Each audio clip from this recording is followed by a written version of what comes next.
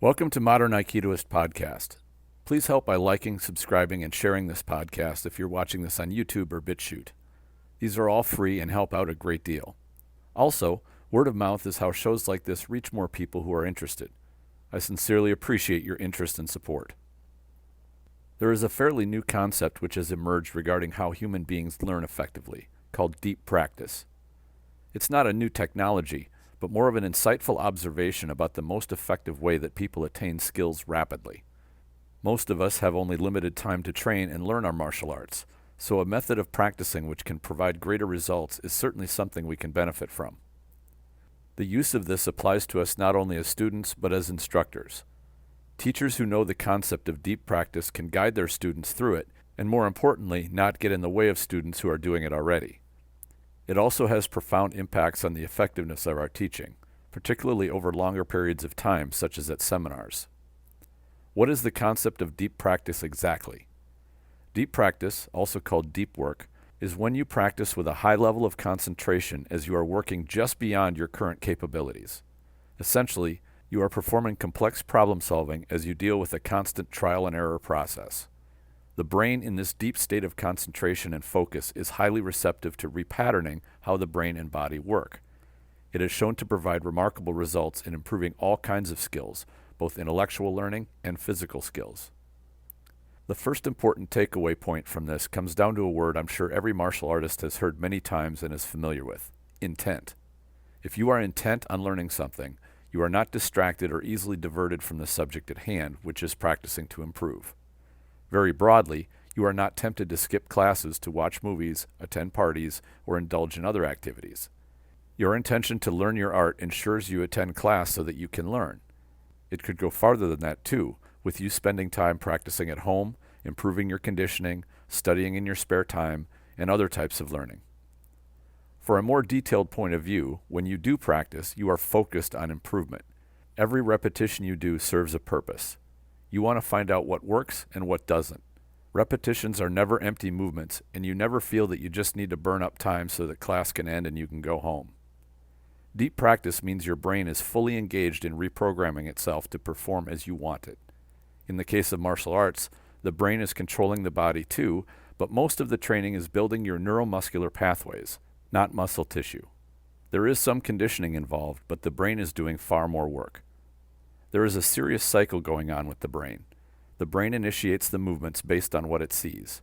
It then goes through a series of decisions for responses and chooses one. It then signals the body to move in a certain way to perform the action it felt was correct. It observes, both through sight and touch, what the results of that action were. If the entire process did not succeed, or even if it did, it goes back to try and identify which aspect of the process failed in order to improve. This is an exhausting process, and one which is difficult to maintain for extended periods of time. When a brain hits a mental exhaustion point, the learning process starts to suffer. Anyone who is crammed all night for a test the next day has probably experienced this mental exhaustion, and you understand how low your retention was for what you learned. You may have remembered enough material to pass the test, but a week or month later, almost everything you learned is now gone. Fortunately for martial arts training, we don't tend to learn this way. We attend classes every week over months and years. However, some do this and have practiced for decades and still don't have a high level of skill. This is not due to an innate lack of talent. It may or may not be due to having an ineffective teacher. Instead, it's likely due to the fact that they are not practicing effectively. It's easy to go through the motions as your mind wanders to other things.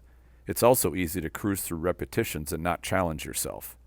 I think this happens to martial artists a lot, especially when they get to black belt level and above. Once one feels that they're an expert and know their art quite well, they feel there isn't as much to learn anymore. Once this belief comes into your mind, it will start to lead you away from challenging yourself. If that happens, your practice will become hollow and serves no real benefit other than to be movement exercise. There are many aspects of martial arts training which can always be improved. I believe you could boil this whole point down to one word: Shoshin, or the beginner's mind. Shoshin is often described as the mindset of having ultimate humility and willingness to accept new ideas. I think it is that, and this quality of mindset is extremely important to any learning. I think another aspect to Shoshin is a hunger to learn more. It is a relentless ambition that does not let the practitioner rest. If you have this hunger, you will seek to squeeze the most benefit out of every repetition. It's not enough to work up a sweat. You want to see that your brain and neuromuscular system are performing correctly. I've found that this term deep practice describes perfectly those times when I have gotten the very most out of my own training, and when I have made the most progress. It also makes clear when I have allowed myself to get distracted or lazy in doing so, and wasted my time on the mat. As Aikido practitioners usually work with partners, being distracted also makes you a poor partner, and you end up very likely wasting your partner's time as well. I think the worst case scenario is when your lack of focus makes you miss your ukemi, or falling. I've seen this and done it myself. This is where people can get hurt, because the ground is unforgiving. Gravity is a harsh mistress and doesn't care about your safety. From my experience, there are relatively few practitioners who are keen to push themselves to just beyond their comfort zone. Practicing in your comfort zone does not provide the amazing benefits that deep practice does. It's easier on the mind, and certainly on the ego, but doing this won't advance the student very much. I also think that advanced students, black belts especially, are sensitive about having newer students see them fail. Failure is a crucial component of deep learning, which is error-focused. When you make a mistake, your brain identifies it and attempts to correct the error. This is the learning process. If we make no errors, we aren't learning. The image of the black belt practitioner is that he should be good enough that he doesn't make mistakes. This is flawed thinking and invites the ego to step in to protect one's prestige and reputation. The way to tear that down is to realize that failure and mistakes are what teaches us. Those are the things which contribute to our greater understanding. Practice is not designed to impress others. It's a time to improve our skills. This is another disadvantage of Aikido not having a showcase to display skills. Practitioners believe they need to display their prowess in class. I feel I need to explain that for those who are not experienced in sports competition. There's a distinct difference between training, scrimmage, and full competition. Imagine a boxer, say Mike Tyson in his prime. There was no one who could face him and have much of a hope of surviving very long. But that didn't mean that he wasn't sparring in the gym. It was part of his training. As he did so, he was sparring with partners who were not of the same caliber as the professional fighters he was training to fight. When he sparred with these partners, he would adjust his approach to work on certain aspects of his fighting. He was doing deep practice, where he focused on particular techniques or aspects of his fighting which needed to be honed. This is how high-level boxers and martial artists of all kinds train to build their remarkable skills. They break it down into chunks and focus on making each of those chunks extremely effective. From a teaching perspective, a good teacher will guide students into this type of approach. An instructor frames the material students should be working on and the aspects they are trying to improve on. I found that this works even with beginning students who are easily confused and overwhelmed. It is important to break down the material into easy to understand and absorb pieces. Set them up to learn even just a few things, but get them down well enough that they can see tangible progress. A significant part of this is knowing where each student is and giving them just what they need that is neither too simple nor too far beyond their level of comprehension. If either of these happen, they will not enter the deep practice zone. I've found that once you impart on students the method of breaking down techniques, whether they realize they are doing deep practice or not, they pick up on the habit. The instructor can institute this method and students can experience this accelerated learning, provided they can keep their concentration. It can be easy to be either distracted or overthink your practice. Either of these will move you out of the deep practice zone. Another thing which can impede deep learning is the attitude that you cannot learn or that it is very difficult to learn. This is a mental landmine that instructors, particularly Aikido instructors, often put in front of their students. If a student is told what he is learning is difficult or impossible to learn, why would he not believe that? Two main reasons I think instructors say these things are, 1, they aggrandize themselves by portraying the image that they are skilled at an art which is very difficult, if not impossible, to learn. This is an attempt to impress and only serves to feed their ego. And 2, it provides the perfect excuse in advance for being a poor teacher.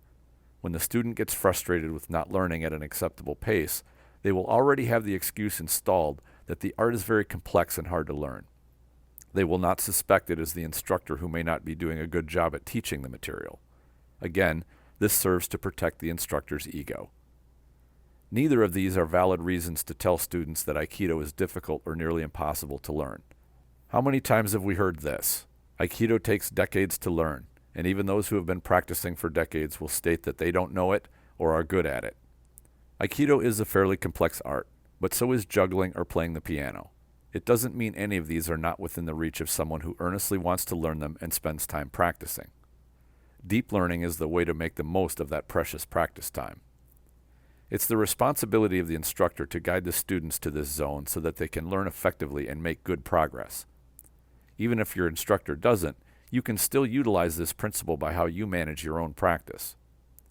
I've found that guiding classes using this method that I must watch students for where they are. They will tend to fall into one of three categories. They either overthink what they're shown, are confused or distracted, or are in the deep practice zone. When you see the overthinking or confusion, that's where assistance is helpful to simplify what they're doing and get them focused on only one aspect of the technique. If they are confused or distracted, then providing more clarity is required. If they are in the zone, then let them keep practicing. They are in the process of discovering technique. A good instructor does not get in the way when this is happening, as it only serves to derail the learning process. The repetitions will teach the student far more than the instructor speaking to them. That's only a starting point. I've noticed and felt myself how mentally exhausting that deep learning is. My classes run either an hour or an hour and a half. If I see students starting to hit the saturation point, I introduce some exercises which are focused on relaxing and flow. These can offer the mind some rest and let the body still work. Aikido, if anything, is about taking advantage of relaxation when it is not easy to do. I've found it is extremely difficult, even impossible, to maintain this deep learning mode for an entire day, such as at a seminar. Despite trying very hard to do so, it's extraordinarily difficult, and I find the retention rate for material drops. I always take notes, or, if I'm allowed to, film the instructional portion of seminars to help me retain what I'm exposed to. As I said earlier, it's often like trying to cram for a test.